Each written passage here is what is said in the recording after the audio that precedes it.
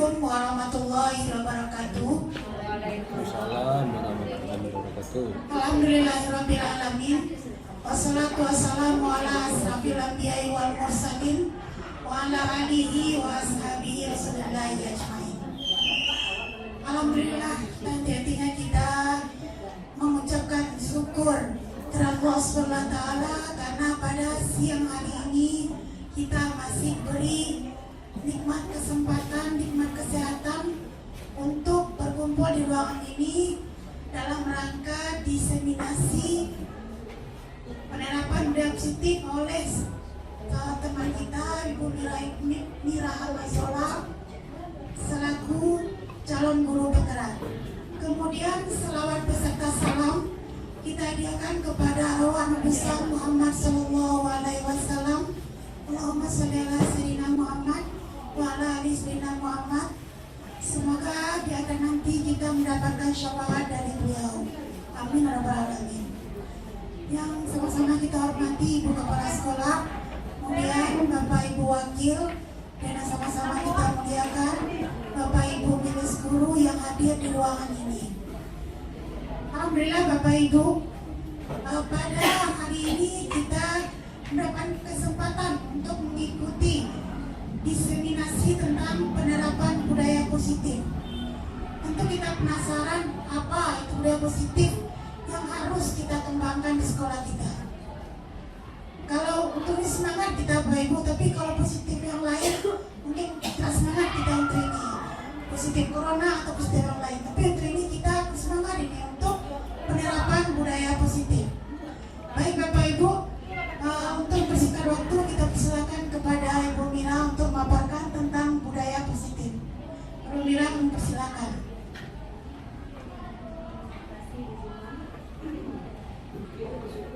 Assalamualaikum warahmatullahi wabarakatuh. Waalaikumsalam warahmatullahi Terima kasih Bapak Ibu atas kesempatan yang diberikan kepada kami untuk mendiseminasikan apa yang kami dapat pada saat pelatihan guru penggerak yang saat ini masih terus berlanjut. Mudah-mudahan dengan bantuan dan doa Bapak Ibu serta dukungan maksimalnya kami bisa menyelesaikan kegiatan apa yang menjadi diamanahkan sebagai calon guru penggerak yang memang butuh effort yang sangat luar biasa. Ketika pulang sekolah kita bisa santai, ketika kami harus berusaha maksimal untuk mulai belajar. Bapak Ibu, pada saat ini kami akan mencoba mendiseminasikan penerapan budaya positif. Mungkin Bapak Ibu pernah mendengar apa itu budaya positif? Ada Bapak Ibu pernah mendengar budaya positif? Belum? Nah, saat ini kita akan berusaha memaparkan apa itu yang budaya positif yang bisa kita terapkan di kelas maupun di sekolah kita saat ini. Nah, sebelumnya ada beberapa pertanyaan Bapak Ibu. Hukuman dapat mendisiplinkan anak. Kira-kira menurut Bapak Ibu setuju nggak dengan pernyataan ini? Bisakah hukuman mendisiplinkan anak? Oke Pak Haji, gimana Pak Haji? Setuju Pak Haji? Bisa. Mungkin butuh alasannya. Pak Haji tadi menyatakan bisa. Kenapa Pak Haji mengatakan hukuman dapat mendisiplinkan anak Pak Haji? Ya contohnya dia terlambat, ya kita suruh membersihkan itu. Tidak bisa dia tidak mau lagi terlambat. Jadi dengan memberikan hukuman akan memberikan pembelajaran kepada anak. Itu intinya ya Bu ya. Nah selanjutnya, apakah Bapak Ibu setuju atau tidak setuju pemberian hukuman dengan hal positif seperti membaca atau membersihkan halaman sekolah dapat meningkatkan disiplin anak? Tetap setuju ya Bu? Sama.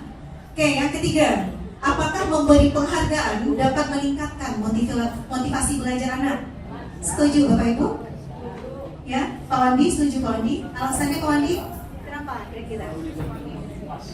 Ya, kalau misalnya diberikan anak reward, itu meningkatkan motivasi anak nggak? Dari Pak Wandi? Contoh gini yang motivasi, seandainya Anda berjaga dan begini nanti, dan pernah saya lakukan juga motivasi rewardnya berupa uang ya. Siapa dapat menyelesaikan soal ini, saya kasih uang 5.000. Oke, makanya bersemangat mereka ya Bapak Ibu. Nah, yang budaya positif ada kaitannya dengan setuju dan tidak setuju yang tadi Bapak Ibu.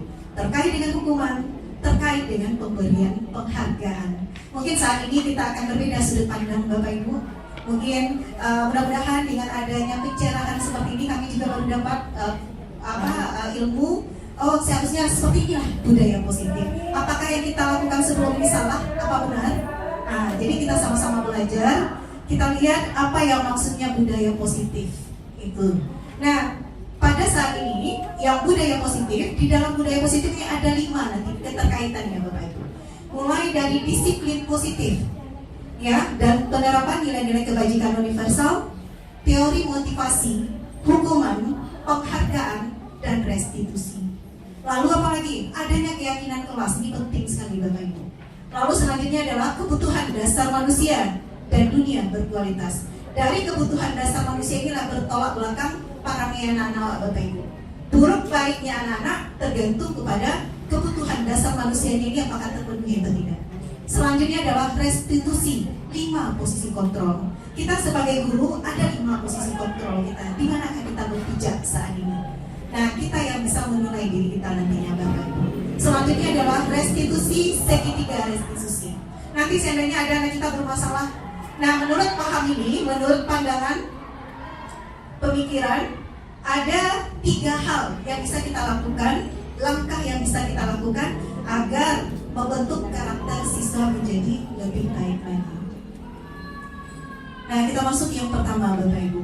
Nah, perubahan paradigma teori. Jadi sama dengan kepalan tangan. Coba Bapak Ibu kepalan tangan Bapak Ibu masing-masing. Nah, antara Pak Haji dan Bu Sasmita misalnya. Pak Haji, misalnya di dalam tangan Pak Haji itu, Pak Haji masukkan kertas. Yang di dalamnya ada sesuatu yang sangat berharga buat Pak Haji. Misalnya di dalam itu ada tulisan Pak Haji, apa sesuatu yang sangat berharga sama Pak Haji? I love you, my love gitu ya. Nah, selanjutnya Bu Sasmita kepo, pengen tahu. Jadi ingin tahu apa yang ada di kepala tangannya Pak Haji. Dengan segala daya dan upaya, ya, membujuk Bu Sasmita mencoba untuk Pak Haji, membujuk Pak Haji supaya Pak Haji kok membocorkan apa tuh Pak Haji yang dalam kepala tangan Pak Haji. Bisa nggak kami meminta? Itulah umpamanya. Kira-kira bisa Bu Sasmita? Yang merayunya coba Bu. Bisa nggak Ibu merayu Pak Haji? Maaf ada Pak Bu Sasmita merayu Pak Haji supaya kita buka kepala tangan dia. Iya. Lalu Pak Haji, apakah masih bisa mempan Pak Haji? Oh, no kata Pak Haji. Tegas sekali. Masih kurang rayuannya Bu Sasmita. Atau masih sedikit lagi tambah Ibu? Oke. Jadi kalau dirayu Pak Haji, Pak Hajinya kekeh dengan pendidikannya sendiri, gitu Pak Haji? Itu sebenarnya Bapak Ibu. Apa yang dimaksud dengan kontrol di sini? Kita tidak pernah bisa mengontrol orang lain. Yang kontrol itu terdapat pada siapa? Kita sendiri yang bisa mengontrol diri kita sendiri. Kayak Pak Haji tadi, Pak Haji kalau mau dari diri Pak Haji pasti Pak Haji. Bukan karena rayuan orang lain, bukan karena pengaruh orang lain, tapi karena kita mau dari diri kita sendiri. Itulah maksudnya perubahan paradigma teori kontrol ini Bapak Ibu semuanya. Jadi bukan kita yang memaksa anak, ya, tetapi kita mencoba yang dari anak itu yang keluar sendiri. Namanya adalah motivasi intrinsik. Nah, jadi kalau biasanya ilusi kita adalah ilusi guru mengontrol murid. Biasanya kita yang mengontrol murid. Nah, untuk sekarang kalau kita jadi tonggak peran itu akan sangat berat bagi kita. Seperti saat ini yang kita rasakan Bapak Ibu.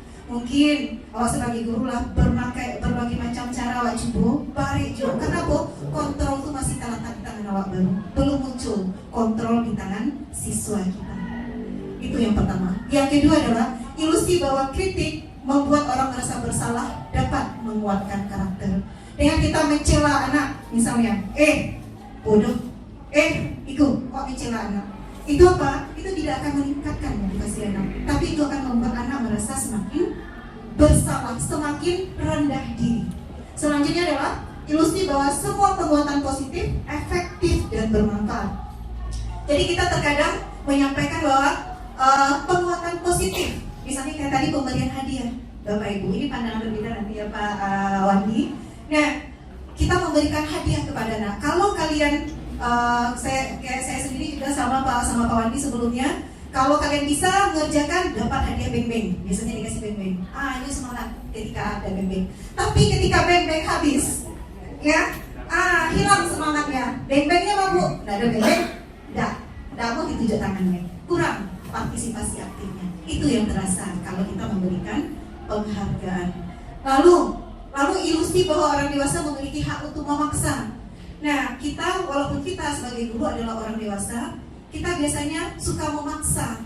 Nah, itu yang akan kita perbaiki Bapak Ibu. Bagaimana caranya mereka tidak terpaksa, tapi dengan hatinya bisa menyentuh hati level anak itu. Mungkin ini secara teori mudah dikatakan, tapi berat dilakukan.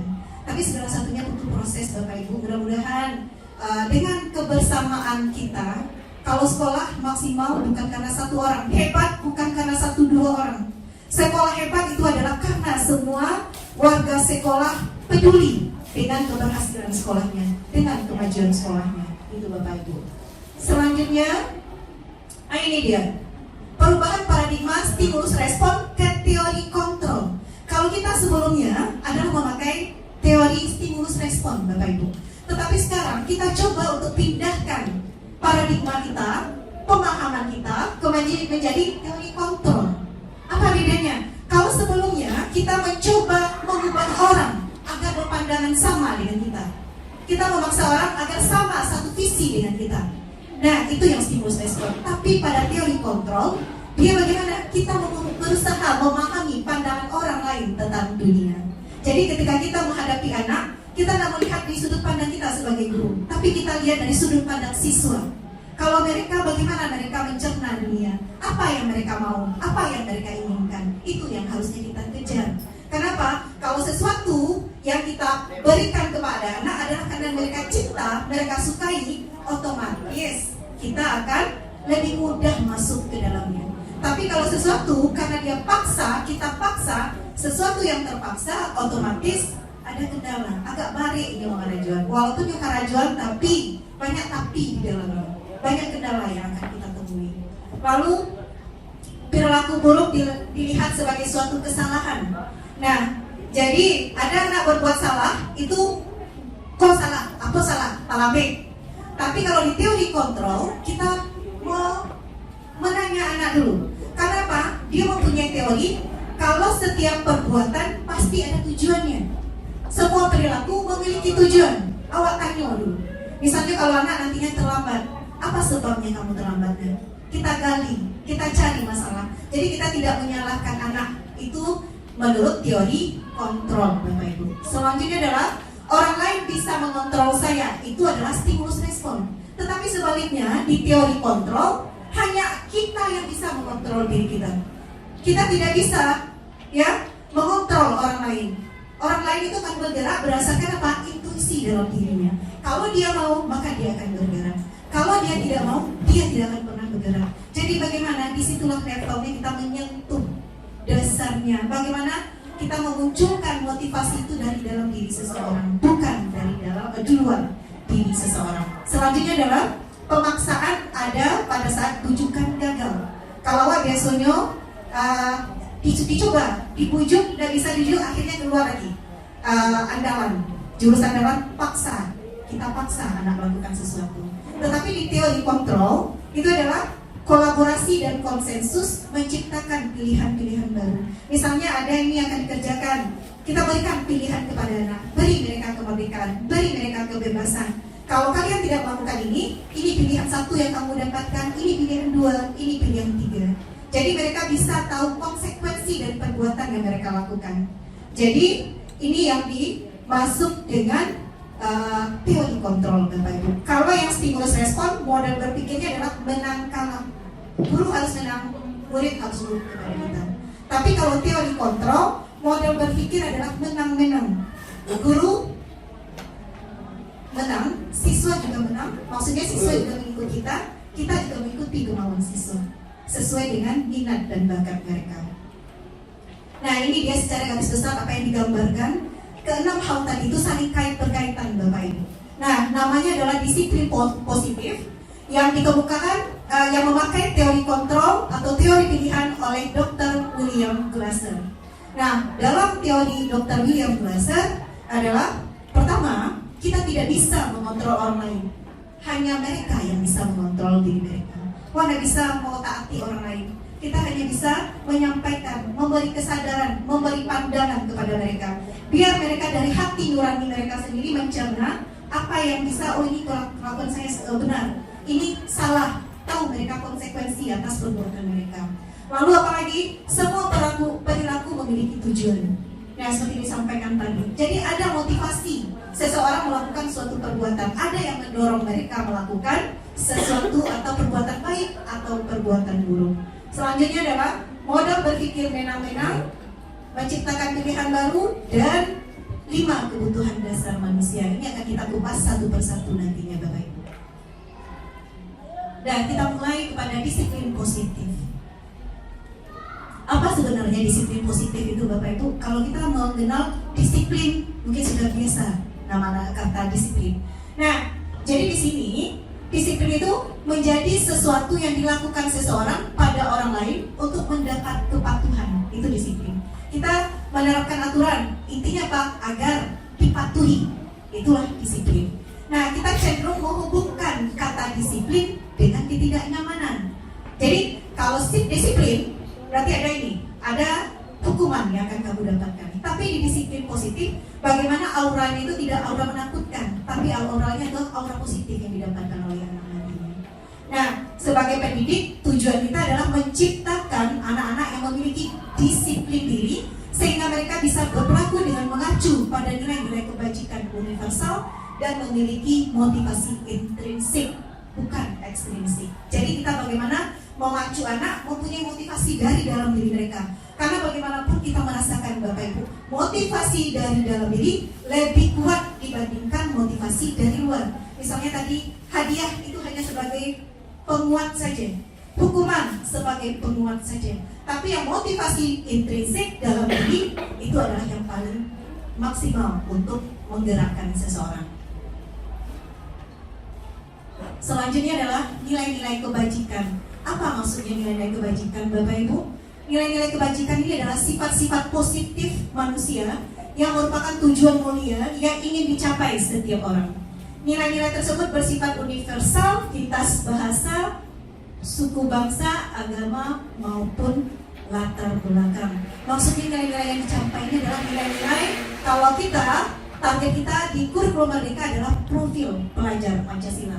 Pertama, anak kita harus beriman dan bertakwa kepada Tuhan Yang Maha Esa, berakhlak mulia, mandiri, bernalar kritis, berkebinekaan global, dan bergotong royong serta kreatif. Bagaimana kita menanamkan nilai-nilai ini kepada siswa kita? Itu adalah PR kita ke depannya Bapak Ibu.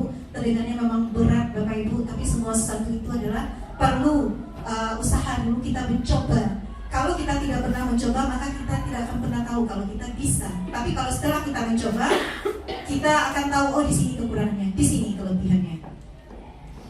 Selanjutnya adalah Bapak Ibu, teori motivasi, hukuman, penghargaan, dan restitusi.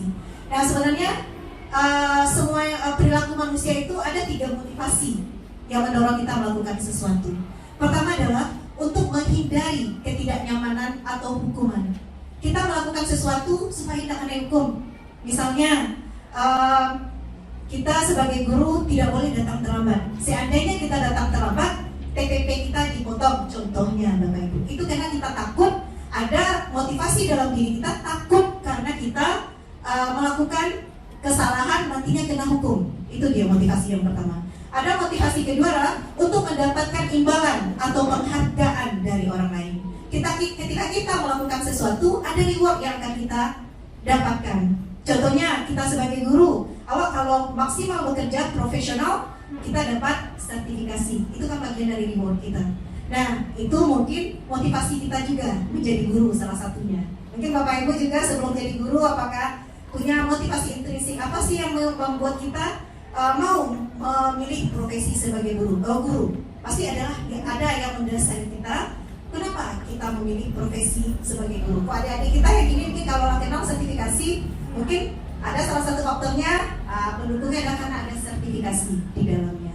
Makanya kita pilih profesi guru. Itu akan bisa jadi motivasi yang meningkatkan kita memilih sesuatu. Selanjutnya adalah untuk menjadi orang yang mereka inginkan dan menghargai diri sendiri dengan nilai-nilai yang mereka percaya. Kalau ini adalah dari dalam diri, betul-betul tidak ada dari luar maupun hukuman ataupun karena reward. Ini justru hati nurani kita. Contohnya Bapak Ibu dulu memilih profesi sebagai guru, apakah orang lain memaksa kita atau memang kita yang pengen dalam hati nurani kita sendiri yang memilih menjadi guru? Nah, itu kita sendiri yang bisa menjawab. Kalau kita dari hati kita yang sendiri memilih sebagai guru, itu namanya adalah kita yang menghargai diri kita sendiri. Kita yang mau menjadi sebagai guru. Ada nilai-nilai yang kita dapatkan dari profesi kita sebagai guru. Itu yang kita harapkan. Nah, selanjutnya adalah dihukum oleh penghargaan. Nah, bahwa hukuman sama. Nah, membujuk seorang melakukan sesuatu dengan tujuan tertentu. Nah, ini sebenarnya faktor motivasi eksternal saja.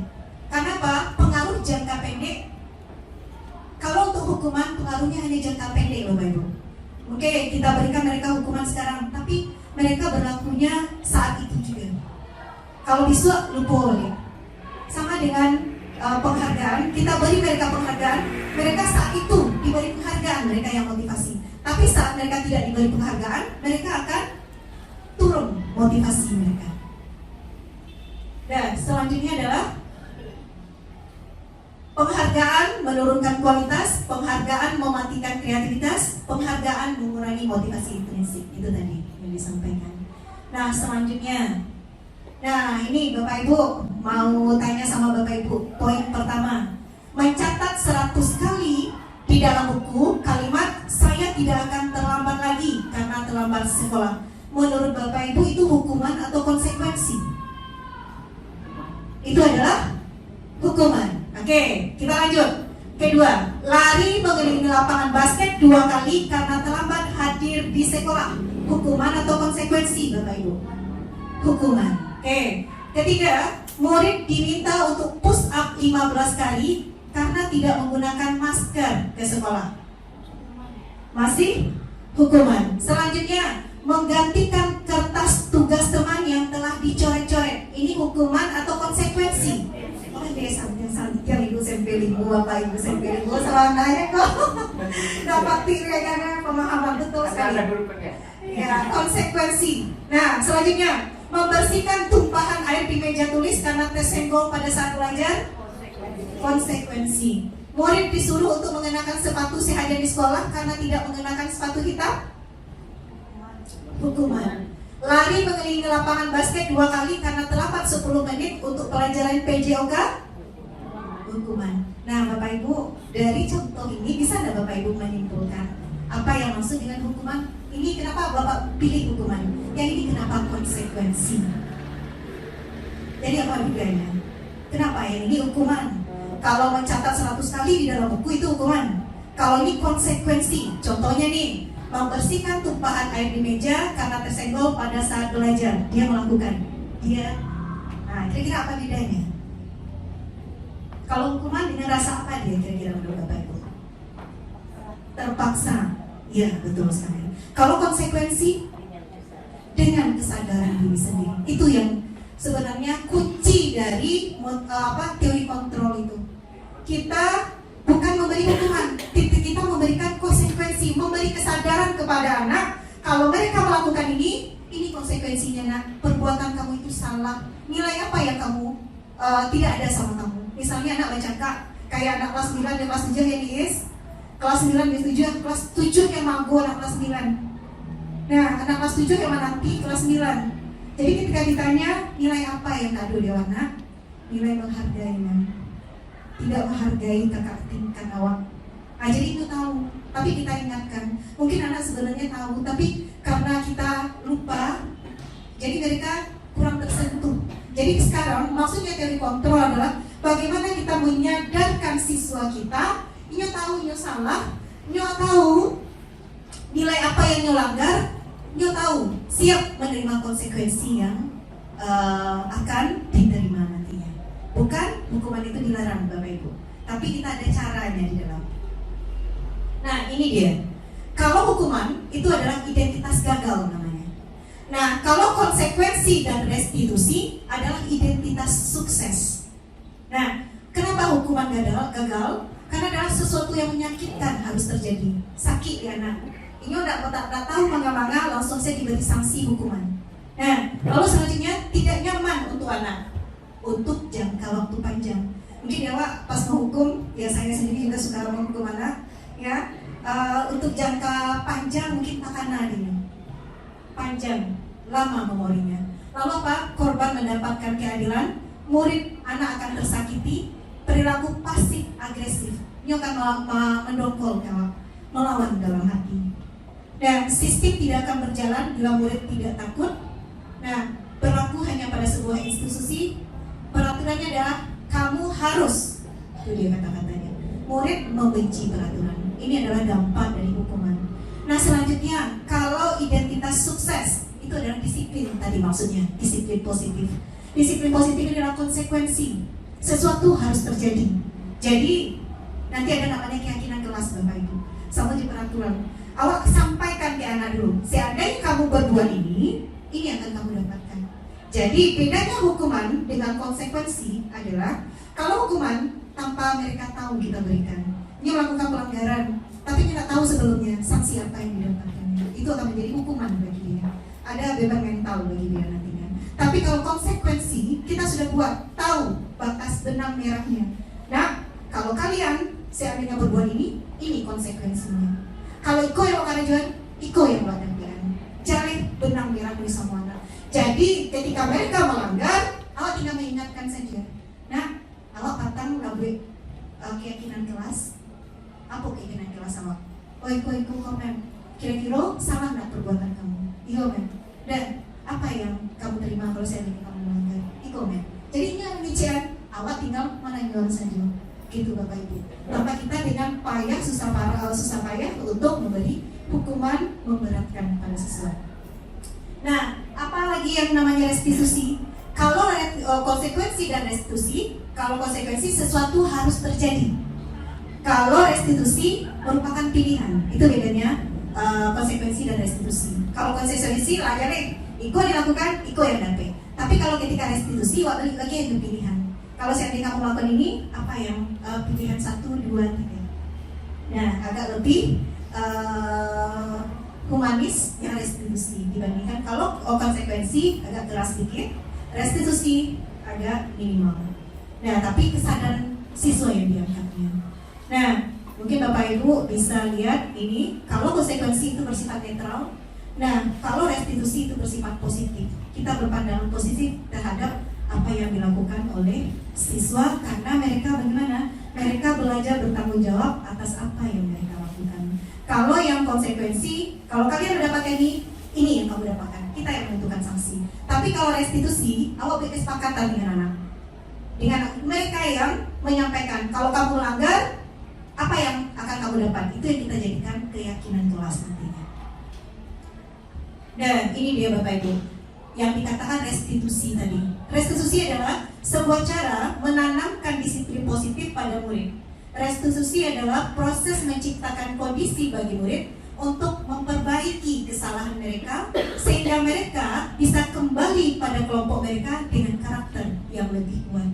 Jadi maksudnya Bapak Ibu, ada satu anak bermasalah, kita beri penguatan. Awak akhirnya tadi, nah apa yang kamu lakukan itu kan sama. Dan nilai apa yang kamu kurangi? Kalau seandainya kawan-kawan menilaiku bahwa dia nantinya bisa pula membantu menyampaikan ke teman yang lain. Itu jadinya maksudnya dengan karakter yang lebih kuat. Dia bisa lo membantu kawannya menyampaikan ke kawannya bahwa apa yang dia kerjakan itu adalah salah. Nah, apa itu ciri-ciri restitusi? Pertama adalah restitusi bukan untuk menebus kesalahan, namun untuk belajar dari kesalahan. Awalnya pilihan kepada siswa. Dan kamu itu harus belajar dari kesalahan yang telah kamu buat. Lalu apa? Restitusi memperbaiki hubungan. Restitusi adalah tawaran, bukan paksaan.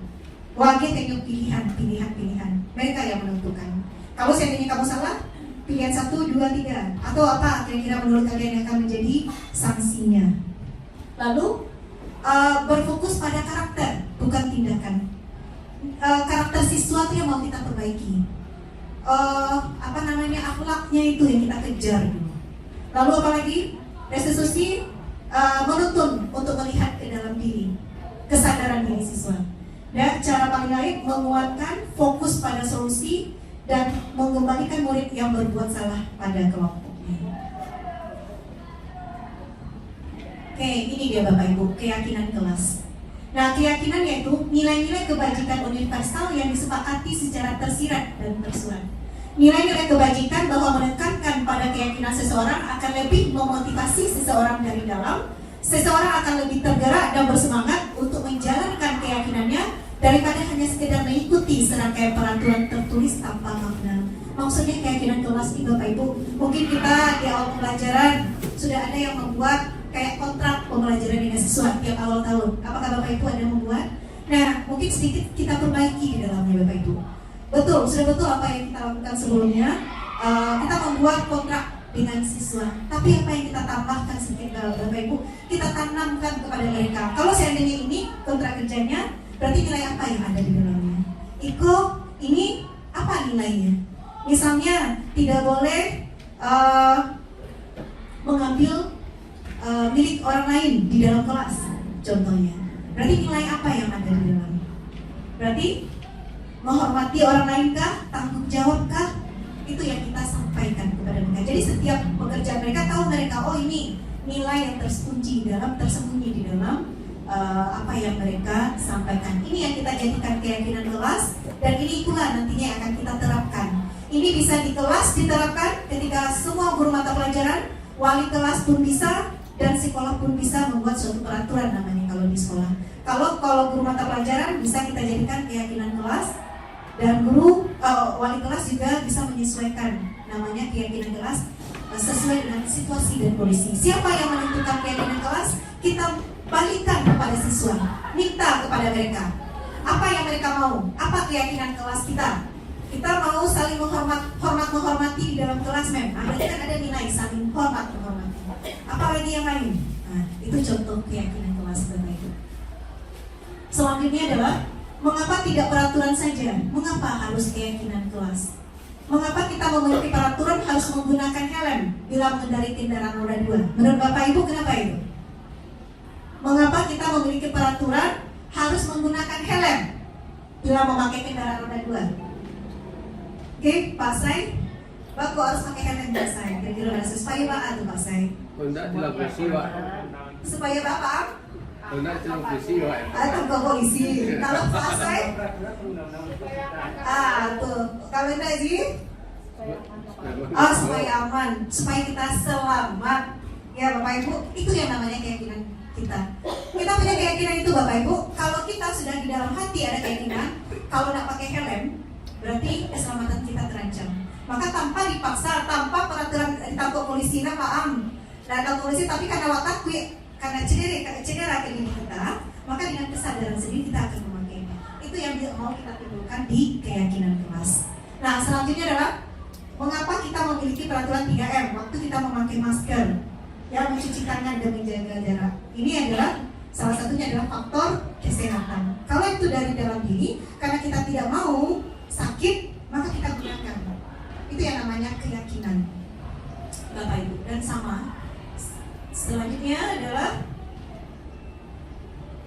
ini ya, pembentukan keyakinan sekolah atau keyakinan kelas.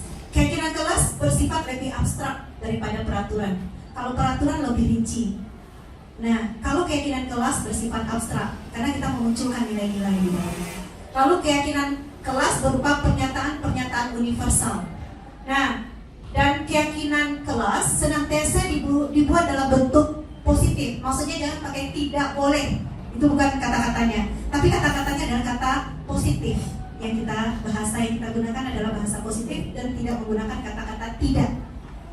Gitu Bapak Ibu. Selanjutnya, keyakinan kelas sebenarnya tidak terlalu banyak sehingga mudah diingat dan dipahami oleh semua warga kelas. Lalu keyakinan kelas sebaiknya sesuatu yang dapat diterapkan di lingkungan tersebut. Apa yang menjadi sering jadi permasalahan itu yang kita angkat. Itu yang kita ambil. Jadi keyakinan kelas. Semua warga kelas hendaknya ikut berkontribusi dalam membuat pembuatan keyakinan kelas lewat kegiatan curah pendapat. Jadi dari mana? Dari bersama-sama munculnya Bapak Ibu. Dari anak-anak kita kalau seandainya dalam kelas. Nah kalau peraturan kelas, peraturan sekolah berarti dari Bapak Ibu dulu semua munculnya. Itu Bapak Ibu. Dan selanjutnya adalah ini dia, kembalikan barang ke tempatnya. Ini selanjutnya, contoh keyakinan kelas. Ini keyakinan kelas 7 contohnya. Nah, hormat, nilai yang kita mau tanamkan kata nilai hormat misalnya. Jadi kamu meyakini bahwa sangat penting untuk menghormati semua orang dan barang milik orang lain. Tadi agar apa? Agar tidak ada yang mengambil barang orang lain. Lalu apa? Bekerja. Kami yang meyakini bahwa sangat penting untuk mengerjakan segala pekerjaan untuk atau mengikuti kegiatan yang telah ditugaskan. Nah, ini balik kepada kebutuhan kelas kita masing-masing nantinya. Mana yang penting? Mana nilai yang akan kita angkat dan kita bahasakan dengan bahasa positif. Nah, diterima dan dimiliki. Kami meyakini bahwa sangat penting untuk merasa diterima pada suatu kelompok dan saling peduli dengan yang lain. Ini untuk misalnya kelas kita sering ada bully di dalamnya Bapak Ibu, bisa kita masukkan. Itu tergantung pada kondisi kelas kita. Apa yang sering muncul atau sering terjadi di dalam kelas kita. Nah, Bapak Ibu seperti disampaikan tadi. Nah, perbuatan seseorang itu tergantung kepada kebutuhan dasarnya apakah terpenuhi atau tidak. Nah, apa itu kebutuhan dasar manusia? Ada 5 Bapak Ibu. Ada 5 ya Bapak Ibu. Kebutuhan bertahan hidup.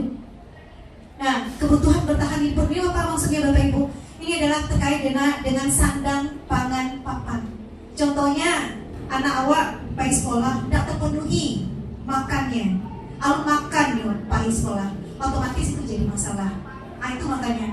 Jadi kebutuhan dasar manusia ini mempengaruhi perilaku seseorang. Selanjutnya adalah kasih sayang dan rasa diterima. Ini juga penting.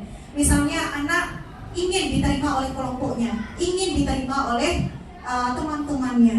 Kalau seandainya mereka ada kurang atau disisihkan, mereka akan mencari-cari, membuik-buik perangai, istilahnya MPO.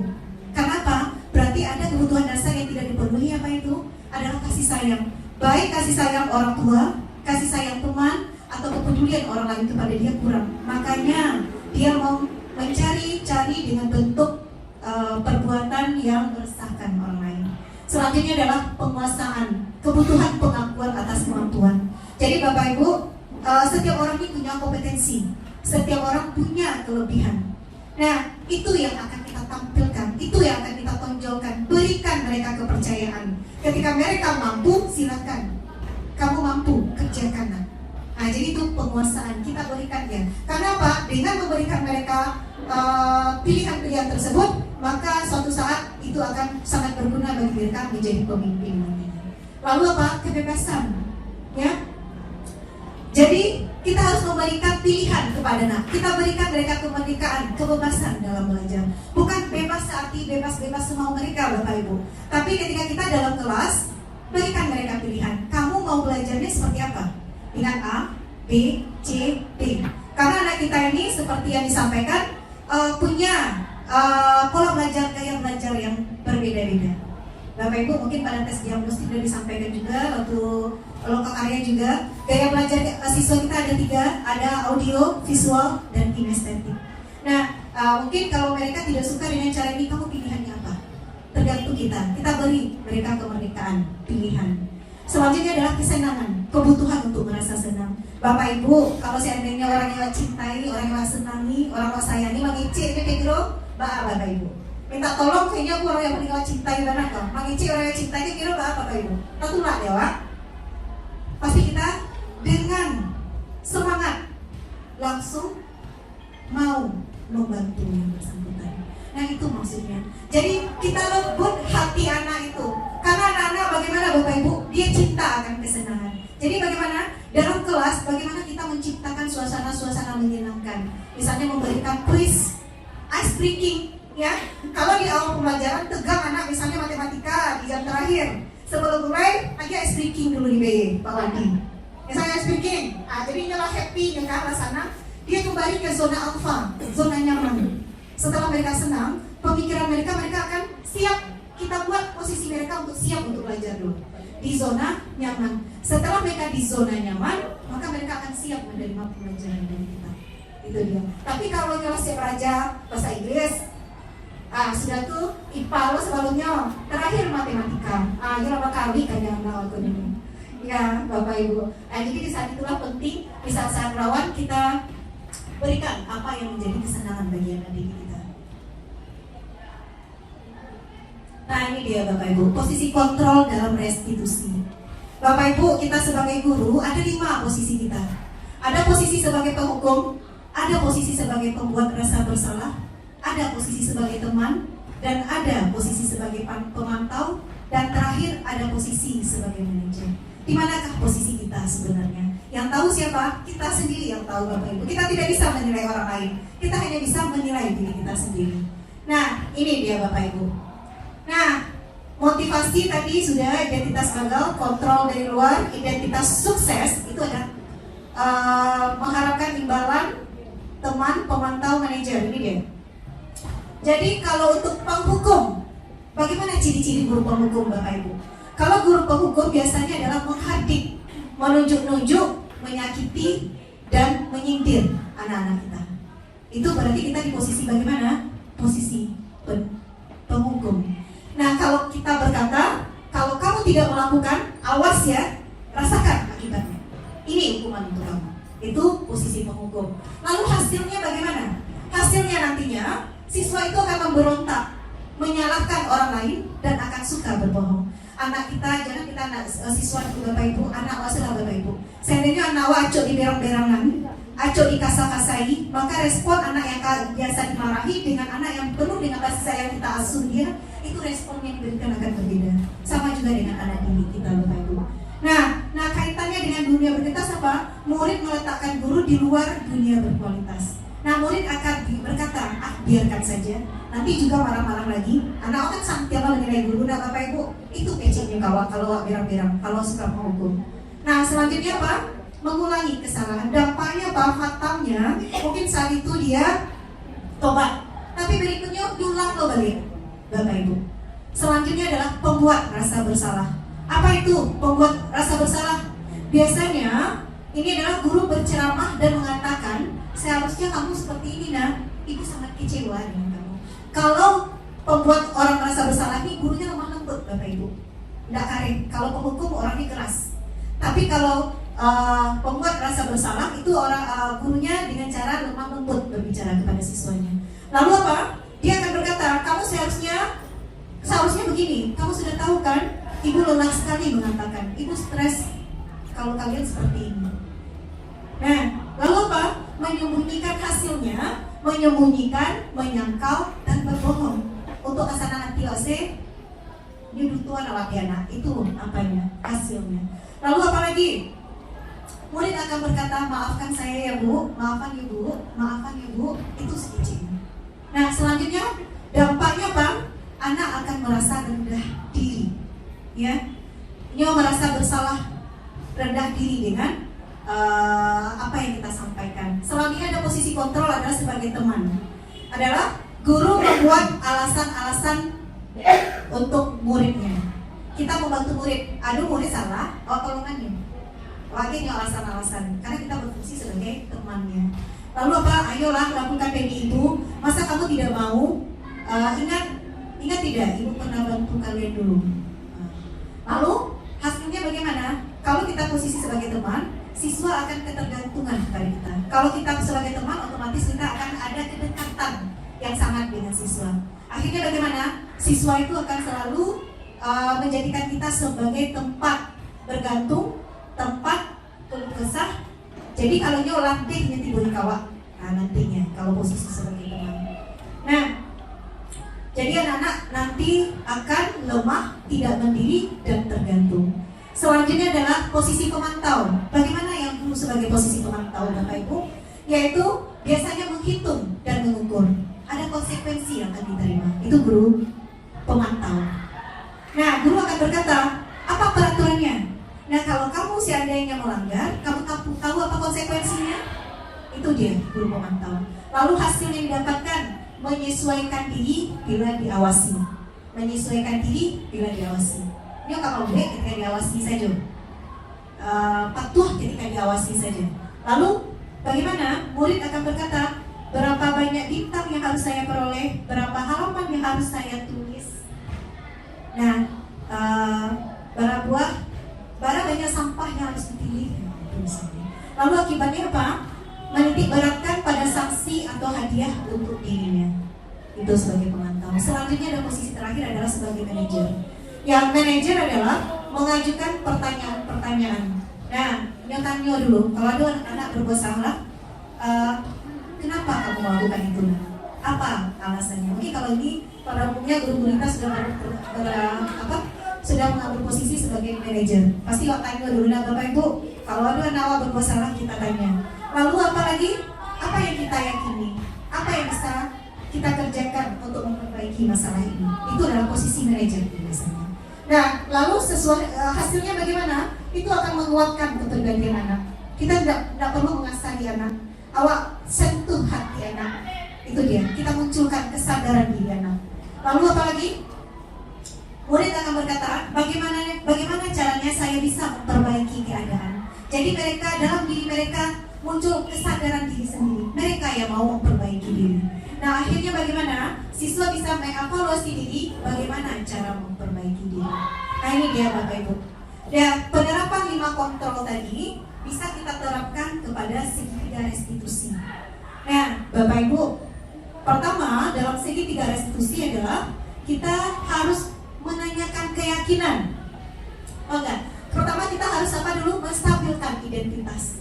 Ketika anak bermasalah, misalnya ada anak yang mencekak, ada anak yang cabut. Nah, kita sampaikan, balikan dulu sisi positifnya dulu. Kalau orang Ican apa yang positifnya balik dulu.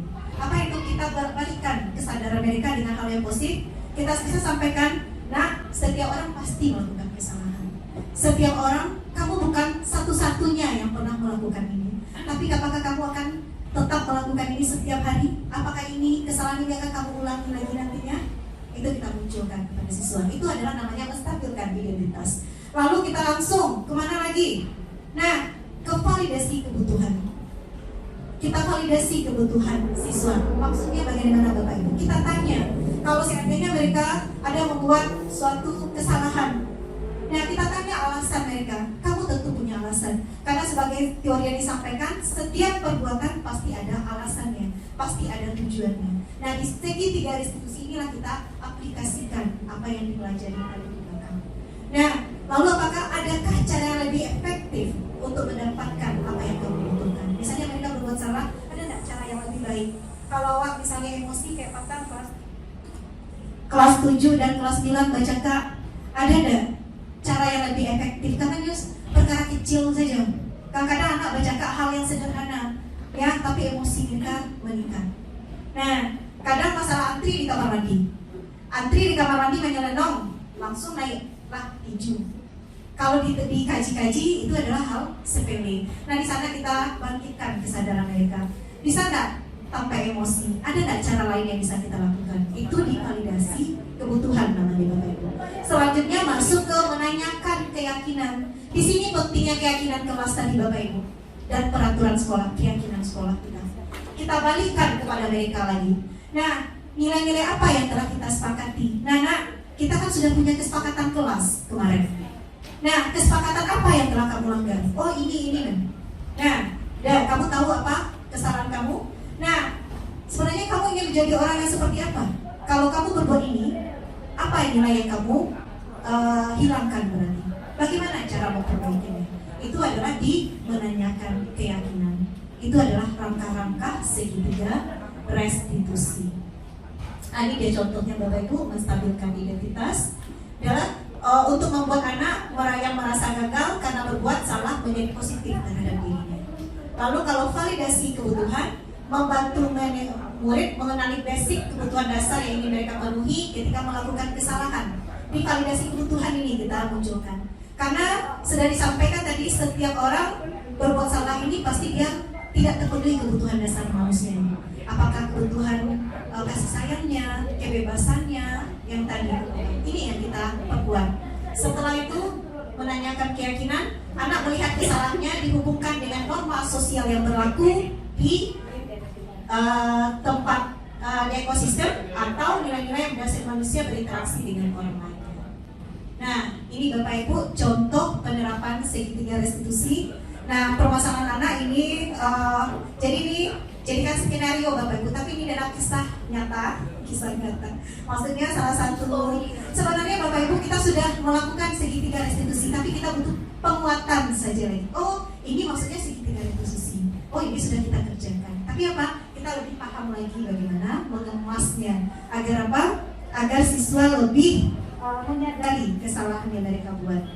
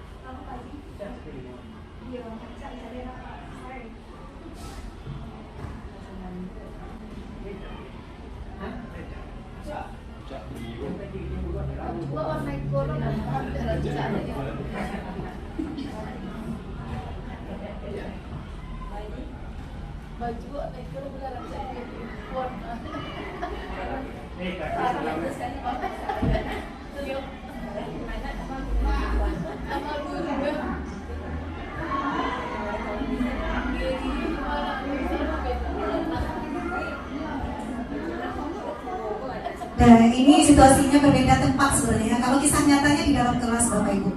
Kisah nyatanya ketika berputar saya berkeliling, bertemulah satu anak di dalam kelas sedang duduk tenang, santai, sibuk dengan diri sendiri. Setelah telusuri, rupanya sibuk main HP di dalam kelas. Nah, ditanya, kenapa kamu sendiri di dalam kelas? Aku sedang belajar olahraga, mau bawa baju olahraga. Makanya awak tasisnya surang. Kalau nggak bawa baju olahraga, mana bisa olahraga mem. Nah, di situ makanya ide yang muncul. Makanya kita jadikan ini sebuah penerapan mencoba segitiga restitusi.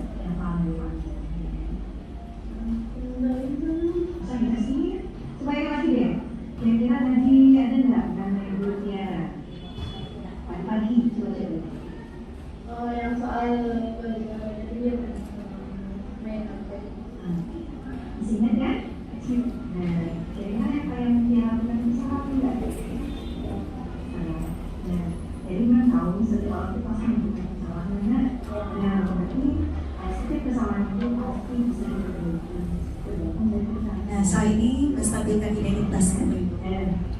Jadi setiap kesalahan kita lakukan itu setiap alasannya. Dan kira-kira apa sih yang Tiara melakukan hal yang tadi? Nah, kita tanyakan tujuan mereka. Apa tujuan mereka melakukan?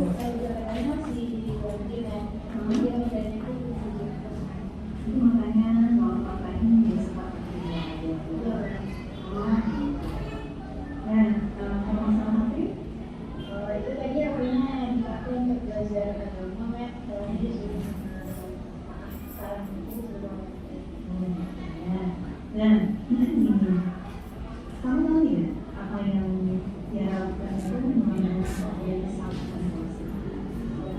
Tanyakan keyakinan mereka, karena mereka tahu. Kita sudah tahu keyakinan kelas, mereka juga sudah tahu apa yang mereka langgar. siswa dalam aspek selain dalam pelajaran. Yang kedua, siswa harus berkelanjutan saat jam olahraga bebas. Sama-sama dia yang disampaikan evaluasi. Ya, nah tadi kan dia kamu sempat nih bermain HP. Emangnya apa yang kamu rasakan saat bermain HP itu? Soalnya lagi bosan aja kan, karena dia nggak dibolehin sama olahraga, karena nggak bawa olahraga. Karena dia nggak bawa baju olahraga, makanya dia nggak bolehkan ikut bermain soal konsentrasi ya. Konsentrasi karena tidak bawa baju olahraga. Jadi saat itu merasa bosan gitu. Iya, Mbak. Tuh dialihkan dengan cara main HP. Iya. Oh, gitu. Kira-kira apa yang kamu lakukan itu boleh nggak? Enggak. Seharusnya gimana? Masuk ke pemecah masalah, kita tanya mereka yang mencari solusi. Kita hanya sebagai fasilitator, Bapak Ibu, kita mengarahkan saja. Mulai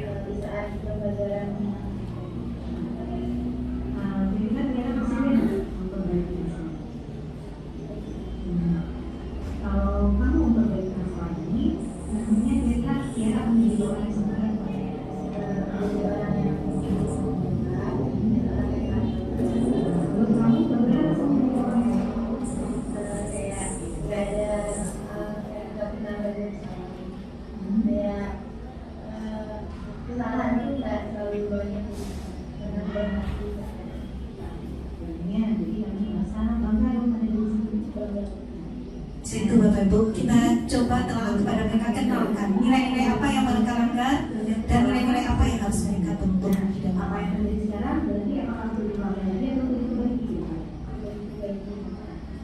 Nah, ini mengharapkan nantinya kegiatan bisa jadi lebih lagi lebih disiplin lagi dalam menjalankan segala program yang ada di sana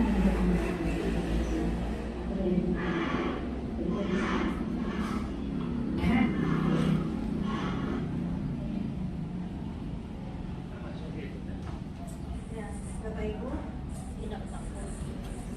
ya Bapak Ibu, itu dia tadi, itu hanya contoh apa yang kita temukan. Yang terjadi itu adalah kisah nyata, tapi karena belum divideokan, jadi kami buat lagi seolah-olah itu adalah syuting dikondisikan, tapi itu memang terjadi di lapangan. Bapak Ibu, mungkin masalah segitiga restitusi Bapak Ibu sudah menerapkan. Mungkin ada yang kurang, masih ada yang kurang dalam apa, kita sama-sama Bapak Ibu. Apa yang ada di budaya positif ini, Bapak Ibu, merupakan usaha kita bersama.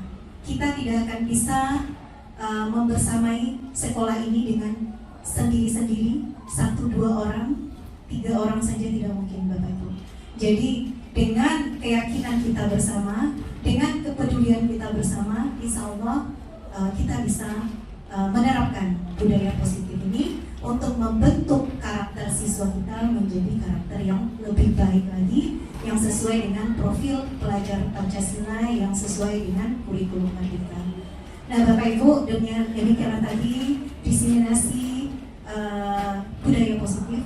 Kami harapkan apa yang kami sampaikan ini bisa membawa manfaat kepada kita semua. Mungkin di awalnya agak berat terasa Bapak Ibu, tetapi semua itu tidak akan pernah bisa kalau kita tidak pernah mencoba.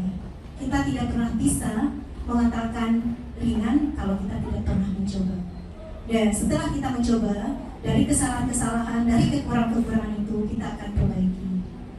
Demikian saja. Terima kasih banyak atas perhatian Bapak Ibu. Assalamualaikum warahmatullahi wabarakatuh.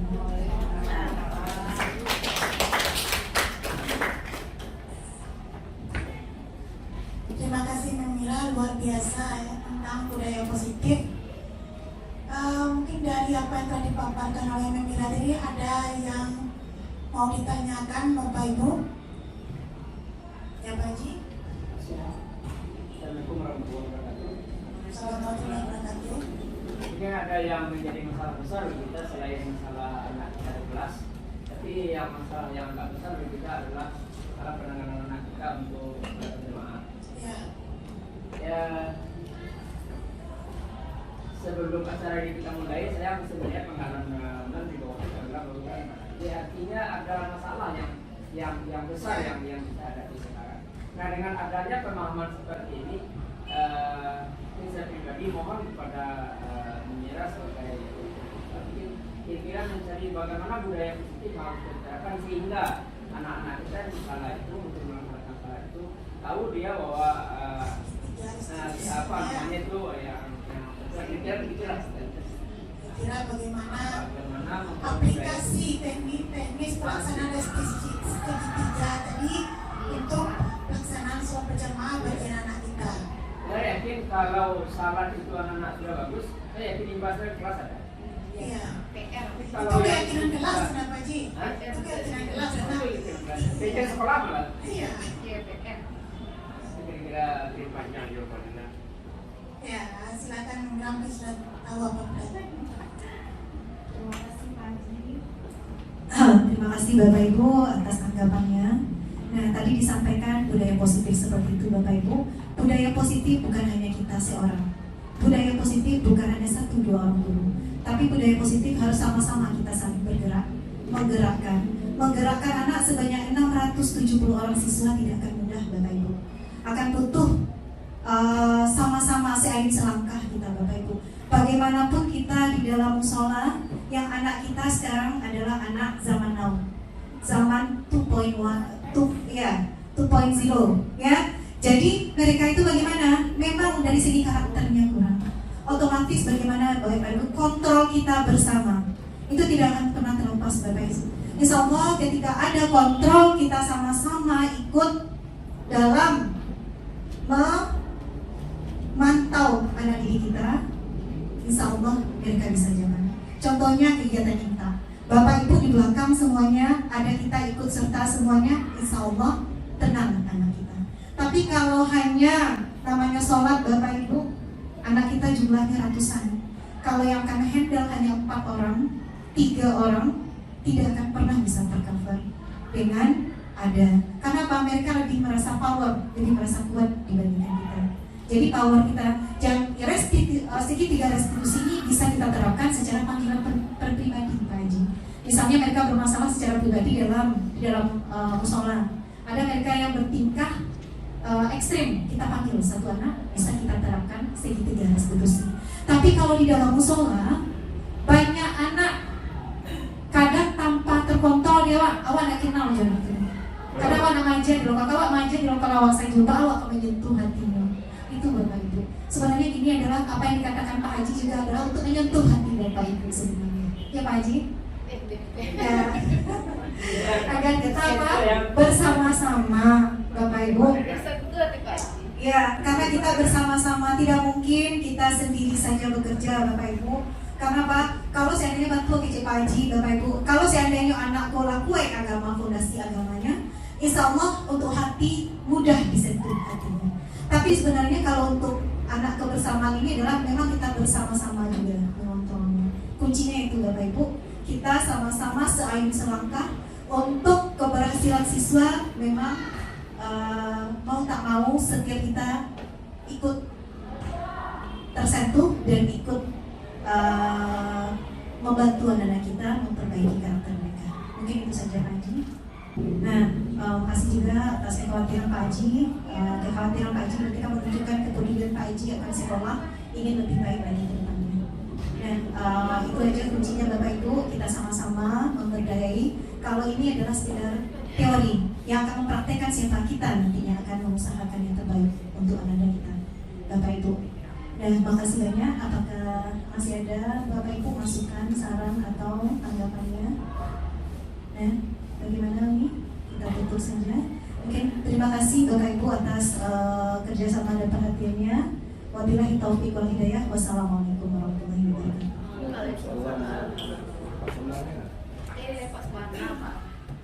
Terima kasih Namira, mudah-mudahan apa yang telah dipaparkan tadi bisa menjadi ilmu bagi kita dalam mendidik anak-anak kita, dan bisa kita aplikasikan nanti selama proses kita mendidik anak kita. Alhamdulillah Bapak Ibu, berakhirlah kegiatan kita pada hari ini. Terima kasih atas perhatiannya. Kami sebagai pembelajaran minta maaf kalau ada kesalahan. Wabillahi taufiq wal hidayah. Wassalamualaikum warahmatullahi wabarakatuh. Assalamualaikum warahmatullahi wabarakatuh. Saya Desvi Zulma, guru SMP Negeri 5 Padang Panjang, merupakan kolega dari calon guru penggerak Angkatan 6 Mira Amazola. Setelah mendapatkan materi diseminasi tentang budaya positif, banyak hal yang saya dapatkan dari kegiatan tersebut. Dari sana kami menyadari bahwa tindakan atau hal yang akan kita ambil dalam membentuk karakter siswa, kita harus memahami antara mana yang hukuman, mana yang konsekuensi, dan mana yang restitusi. Semoga dengan adanya diseminasi ini, saya beserta guru di SMP 5 Padang Panjang khususnya dan seluruh guru menyadari bagaimana membentuk budaya positif kepada siswa. Terima kasih. Assalamualaikum warahmatullahi wabarakatuh.